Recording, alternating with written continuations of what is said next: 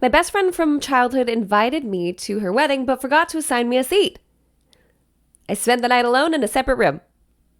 Cute! My childhood best friend got married this weekend, and I was so excited to be there to support her on her big day. I'm a chocolatier. Ooh, what a fancy title.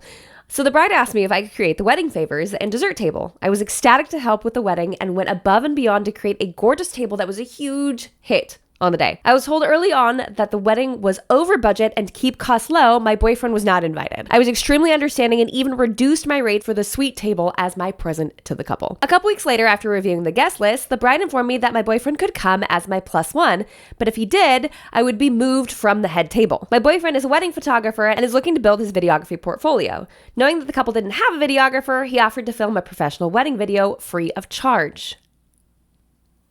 The bride was ecstatic and offered to move us to the vendor table so that we could network with the other vendors. We loved the idea, and it was confirmed that we'd be sitting with the vendors. Okay. The day of the wedding, we arrived 4 hours early to help with the event. My boyfriend spent the time filming while I set up the dessert table and helped the event coordinator set up the dinner tables. After the ceremony, guests were moved to the cocktail room where the original room was converted into the room for the reception. While helping convert the room, I noticed that our names were not on the seating chart. I asked the event coordinator where we would be sitting, and she said, "Good question," and left to find out. She came back to say there was no vendor table and that if we were staying for dinner, my boyfriend and I would have to sit in a separate room as we were not on the list. The room was closed off from the reception, so we couldn't hear or see anything, let alone talk to anybody. Oh my gosh. I told the event coordinator that we were in fact guests and that we should be moved into the reception room. The event coordinator herself was seated at one of the tables in the room. Ew, I hate that so much. Please don't sit your vendors like in the main space. No, like don't do it. I hate it. I will take my food and I will go hide in a bathroom stall before I will sit at a table in the main reception space. 0 out of 10 recommend. I told her I was a longtime friend of the bride and even originally meant to be seated at the head table. However, the event coordinator said she couldn't do anything about it. I approached the bride to explain the situation. She mentioned that it was definitely a mix-up and that we should be in the room. The bride mentioned that she didn't want to undermine me as a businesswoman. So thoughtful. So she never told the event coordinators that we were friends or that I was a guest. I have no idea why the bride used this as an excuse. She left the coordination of the vendor table to the event coordinator and left it off the seating chart. The event coordinator was not made aware that any of the vendors, beside herself and the MC, were staying for the reception and therefore didn't think to add us in. Yeah, naturally. Makes sense. Although I understand the mix-up, honey bun, this ain't no mix-up. The bride did nothing to get us moved into the main room. My boyfriend and I were cut off from the reception with no one to speak to, no way to see or hear, and even had to ask to be fed. As a result, I missed the entire wedding and spent the majority of the evening crying in the bathroom, waiting to move the dessert table into the main room after dinner so that we could leave. My boyfriend continued to film everything as he was committed to getting a beautiful video for his portfolio. The next morning, I emailed the bride about the experience. She apologized profusely and said she was scatterbrained on the day and didn't think to do anything about it. She feels extremely guilty and would still like to be friends. I would like to forgive her, but I'm still extremely hurt. Listen, this is why we gotta talk about wedding frienders. It's been about 7 years since I made a video on this topic here on this channel. So we need to do a little revisit, you know? If it's been 3/4 of a decade, might as well bring it up again. Hi, if you're new here, my name's Jamie Wolfer. I'm your online wedding planner, and today we're talking about friends taking the place of wedding vendors on your wedding day. Now, frienders is a term that we use in the industry, typically made for someone who has like a skill set in a certain category that you are using on your wedding day in lieu of hiring a stranger or a practical stranger to fulfill that service, who does this professionally for a living. The friender can be someone who is talented with a camera. You know, maybe they take really good pictures when they go backpacking through Europe. Or maybe they make bomb cookies for, you know, all of your social gatherings, whatever it happens to be. They might either show an interest in it or seem to be really good at it. And then there are some who might use the term friender for someone who's a professional vendor in this category who is giving them a discount, or they happen to be friends already. Those, in my opinion, are less of a concern to me than like the friender situation, okay? So in this particular situation, I'm going to assume that the OP here, if we're going to be busting out the term chocolatier, is obviously a professional in her field. But I want to take this and the boyfriend doing the videography into account for this whole scenario. See, like the bride in this main story does, so many couples struggle with honestly maintaining their budget or having an affordable wedding day.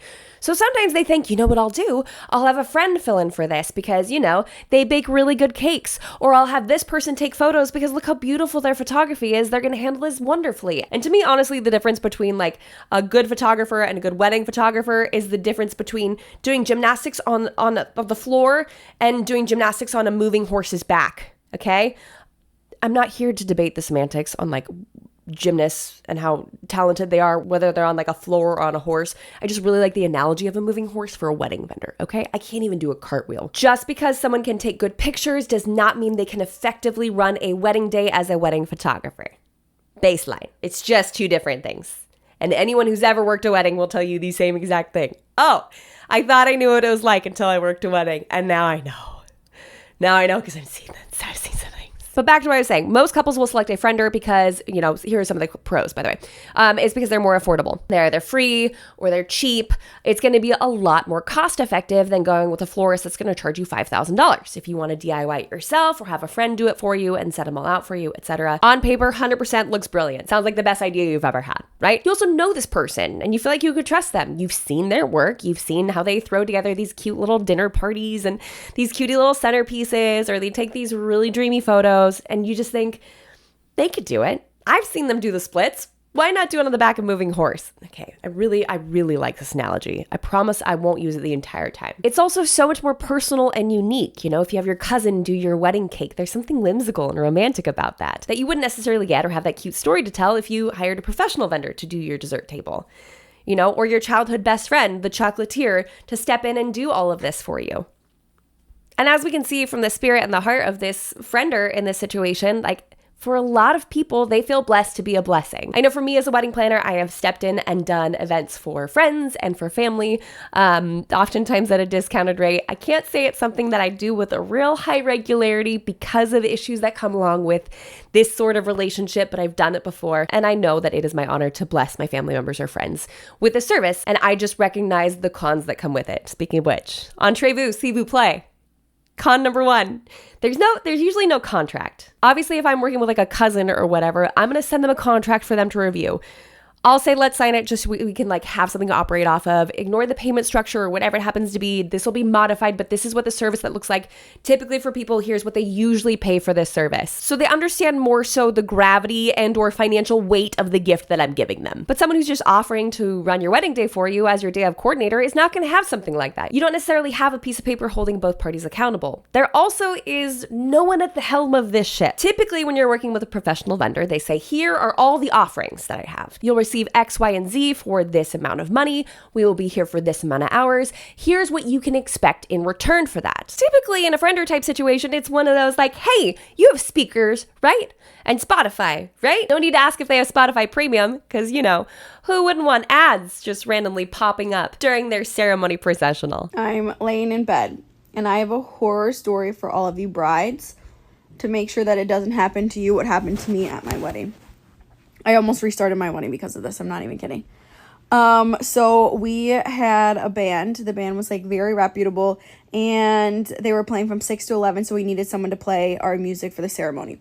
So they had someone from the band do it and it was just an aux cord that you needed to plug in. So we got an iPad. We set up a new Spotify account and everything's super organized for the ceremony, like procession, walkout, whatever it's called. And then last minute, the guy controlling it decided to use his phone. So send the playlist that we created to his phone, and he did not pay for Spotify Premium. So as my bridesmaids, as everyone was walking down the aisle, we had ads play. And then because Spotify, you can't choose the order of music, we also had random songs. The worst ever. So make sure whoever is controlling the aux that they for sure use your device that has Spotify Premium on it, or you make sure that they have Spotify Premium or whatever type of premium thing. I mean, to have ads on the first thing that happens at the wedding.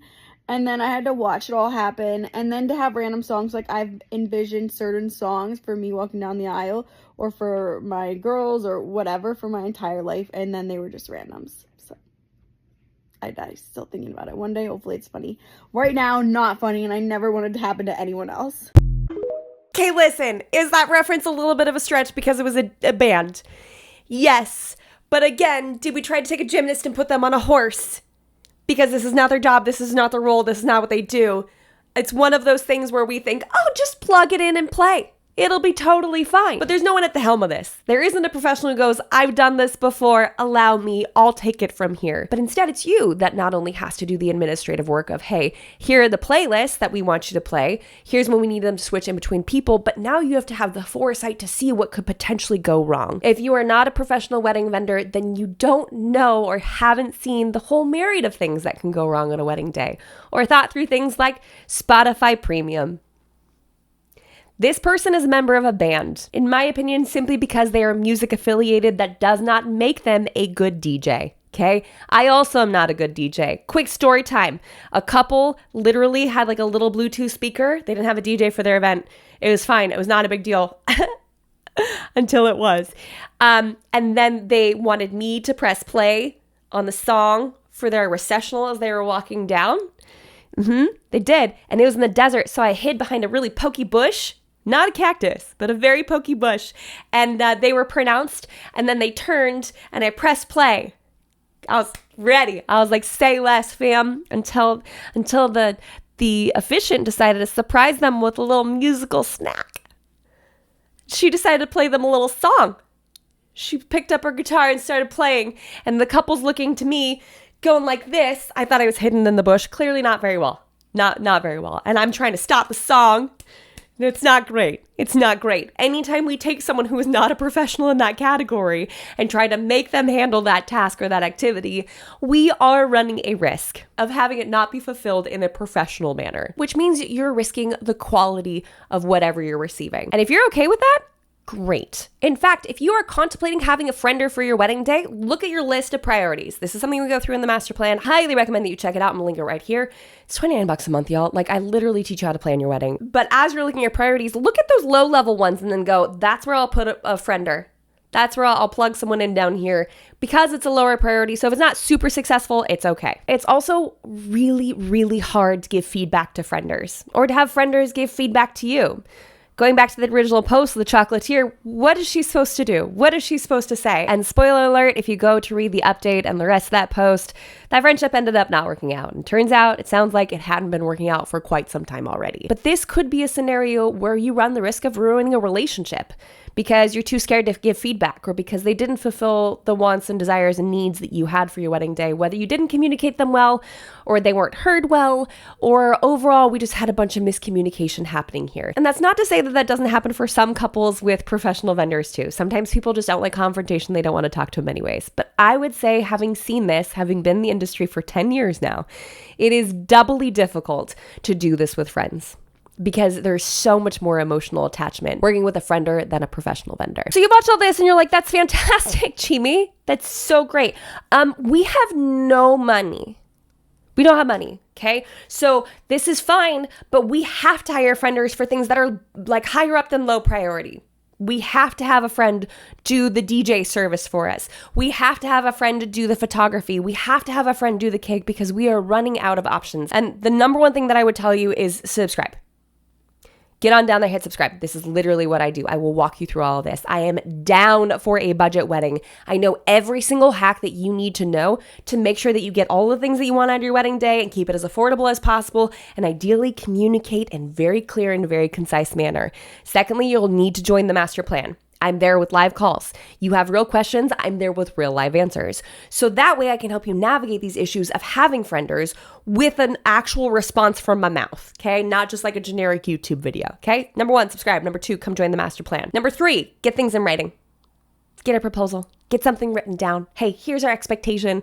We would love for you to do desserts for our wedding. Hey, if you could just do like a cutting cake for us and then, 100 chocolate chip cookies, that'd be great. We're just going to sign this little piece of paper that says like, you'll be doing this for us. Our wedding planner our online wedding planner asked us to make sure that we have all this in writing just in case.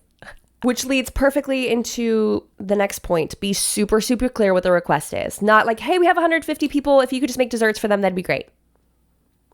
No, this is that part of needing to be the person that has the organization and the administration, okay? We need 150 chocolate chip cookies. I will provide the cocktail napkins for people to eat over them.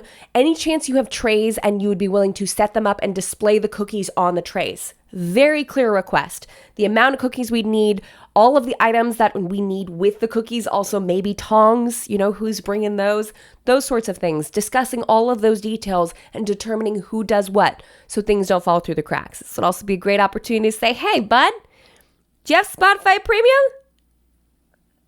Okay, cool, thanks. Next, be aware of emotions. I would highly recommend not doing something like this to your childhood best friend, especially if you don't plan on giving them a seat at the actual reception. In my opinion, it's just a little tacky. And it could honestly ruin a relationship. Well, if it even still exists at that point. But if you're the one in the driver's seat making decisions on something like this, I urge you to take the time to select those that have the emotional wherewithal to fulfill this request. So if the relationship is strained, I don't recommend pursuing it. If you don't really talk that often, but they're really good at their craft, I don't recommend doing it. If you haven't talked to them in 6 months and you're calling them up asking for free services, I don't recommend doing that. These are all of those yellow, orange, and red flags that lead up to wedding day horror stories. And once you've selected emotionally well-rounded people, at least well-rounded enough to accomplish the task, just kidding, sort of. Adjust your expectations from Pinterest to reality, okay? Okay. If they can do a cartwheel on flat ground, doesn't mean they can do one on a horse. I'm also aware that they don't cartwheel on horses. Okay, I know that. Your friend who makes cutie little floral centerpieces for her, dinner parties for 12 has never done 15 centerpieces in her life. So be sure to adjust those expectations when you're sending her Pinterest photo after Pinterest photo and hoping that she can copy them verbatim. In whatever capacity you can, pay them. That could be cold hard cash, or that could be some sort of barter or trade. I know my sister-in-law is actually doing this for her birth with the midwife. She's offering them accounting services for a discount on the midwife services. That kind of thing, but just do that here instead of with birth.